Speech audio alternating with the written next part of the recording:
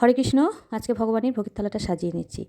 এই যে গরম গরম অন্ন থালায় বেড়ে নিয়েছি, তার সঙ্গে দিয়ে দিলাম আলু ভাজা আর আলু সেদ্ধ। আর আজকে বানিয়েছি শিমের চচ্চড়ি। শিমের সাথে একটু আলু আছে, এটা দিয়ে সর্ষে দিয়ে চচ্চড়ি, সেটাই থালায় বেড়ে নিলাম। আর আজকে করেছি মটর ডাল করলা দিয়ে, সেটাই বাটিতে বেড়ে নিচ্ছি। এটা এখন ভগবানের থালায় সাজিয়ে দেব। আর এর সঙ্গে আজকে করেছি ভগবানের জন্য টমেটোর চাটনি। টমেটোর চাটনিটা একটু গাঢ় গাঢ় মতোই করেছি, ওটাই এখন বাটিতে বেড়ে নেব। বাটিতে বেড়ে নিয়ে ভগবানের থালায় সাজিয়ে দেব। সবার লাস্টে দিয়ে দেব 1 গ্লাস জল। আর সমস্ত আইটেমের ওপর তুলসীপত্র দিয়ে ভগবানের কাছে নিয়ে যাব।